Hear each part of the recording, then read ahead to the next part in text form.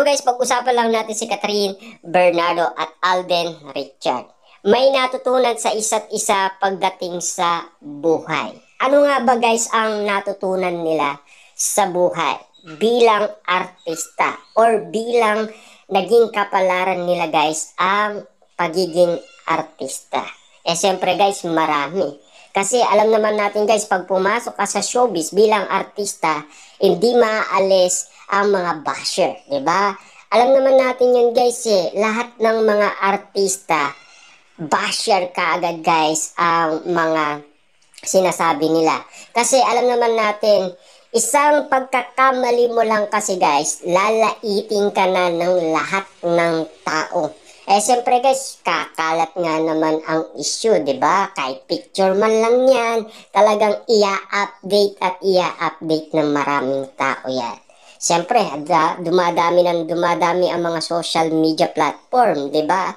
Kaya madaling kumalat nga naman sa iba't ibang social media. Pero higit naman guys, natutunan nila, naging masaya sila sa buhay. Diba? At least, pagdating nga naman guys sa buhay, nakikita naman natin guys, nagiging successful sila. Catherine Bernardo, simula iwalayan guys ng Katniel, ano ang nangyari sa buhay niya? Dumami ang kanyang mga followers sa Instagram. Naging top 1 siya guys ha. Niligwak niya guys si Vice Ganda. Siyempre guys, Ann Curtis, diba? Siyempre guys, dati talong-talo si Catherine Bernardo sa dalawa, diba? Kay Vice Ganda at Ann Curtis. Siyempre guys, no, malinaw na sa atin, kahit sa top celebrity sa ABS-CBN, number 1 si Catherine Bernardo. At naging successful nga naman guys ang kanyang very good girl na movie dahil Akot Award nga naman guys si Catherine Bernardo. At malaking tuwa guys ni Dilma Santos sa naabot umano guys ni Catherine Bernardo. Diba? At lalo guys, parami ng parami ang kanyang mga endorsement dahil famous at napakasikat na ni Catherine Bernardo. Simula guys, iwalayan Katniel. Ibig sabihin guys, yung daan na yon naging ilaw para talagang sumikat itong si Catherine Bernardo. Pero hindi pa natatapos yan guys. Dahil nung simula iwalayan na yun guys, pinag-usapan na rin si Catherine Bernardo at Alden Richard. Naali mo guys, sinasabi kay Catherine Bernardo para hindi ka na masaktan pa, piliin mo na ang aming idolong si Alden Richard. Bukod sa gwapo na, gentleman pa at maalaga pa at siguradong hindi kanya iiwanan at sasaktan. Nasa tamang tao ka na. Kaya Catherine, huwag ka nang magdalawang isip pa. Nandyan na si Alden Richard. Pero take note guys ha, sagot naman ni Alden Richard dahil tinanong siya ng media kung anong masasabi niya. Kasi sabi nga ng media guys, kayo na lang daw ni Catherine Bernardo. No comment po ako dyan. Kasi bakit guys, no comment siya? Kasi ayaw niyang pumasok umano dahil mainit-init pa ang issue last 2023. Kasi guys, banggahan lahat ng kampo. Katniel fans, kampo ni Andrea Brillantes, talagang guys, grabe ang mga eksena noon.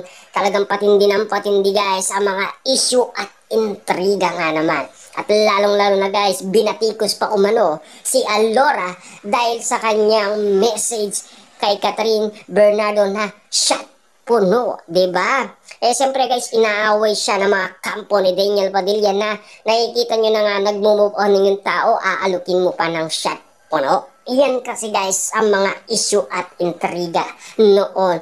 Na ngayon guys, no? Patuloy pa rin ngayon na pataas ng pataas ang level up ni Catherine Bernardo at Alden Richard. Simula nagkasama na guys sina Catherine at Alden Richard, dumami na rin ang endorsement ni Alden Richard, di ba? Kitang-kita naman natin. At isa pa dito guys, kung nababalitaan nyo, hindi na siya nag-gamer ngayon. Di ba? Kinalimutan niya muna guys ang kanyang mga pangarap na pagiging gamer. Ano ang inuuna niya? Kanino siya nagkakaroon ng time ngayon? Kay Catherine Bernardo na hindi niya nagawa umano guys sa mga ibang nililigawan niya. Lahat naman guys ay nagalit. Pero pinaliwanag ng mabuti ni Alden Richard sa mga niligawan niya. Kasi unang-una, wala siyang time, hindi niya daw kayang ibigay ang oras na iniingi nila.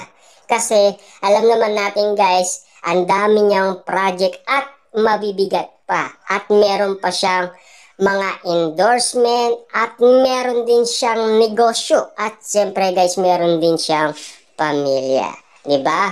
Kaya ang oras nga naman guys ni Alden Richard ay para lang doon.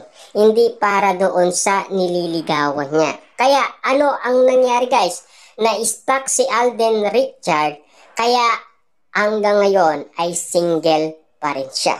Pero take note pa rin guys kasi ano na kaya ang balita sa kanilang dalawa ni Catherine Bernardo. Yan kasi guys ang pinag-uusapan na ngayon.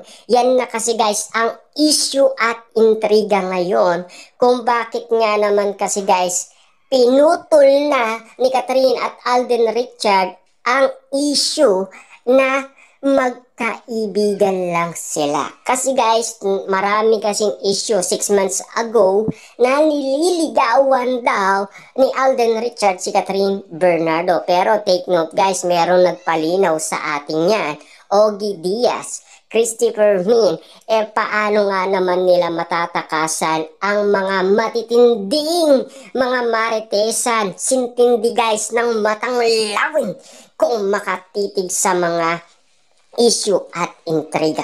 Lalong-lalo na guys kung galing mismo sa kampo ni Catherine Bernardo ang balitang yan. Siyempre guys, paano hindi malalaman ni Ogie Diaz mismo kampo pa ni Catherine Bernardo galing ang balitang yan. Kaya malinaw sa kanila na 100% legit nililigawan ni Alden Richard si Catherine Bernardo. At take note guys meron pa rin ibang manliligaw si Catherine Bernardo na si Mayor Mark. Dahil inulit muli guys ni Ogie Diaz para malinaw sa atin na solid na manliligaw si Alden Richard at Mayor Mark kay Catherine Bernardo. Kung ano man guys ang napapansin ninyo na ginagawa ni Alden Richard, ganun din ang ginagawa daw ni Mayor Mark. Nililigawan niya rin daw ang pamilyang Bernardo. Pero guys, dahil sa ginagawa ni Alden Richard, botong-boto na ang pamilyang Bernardo sa kanya.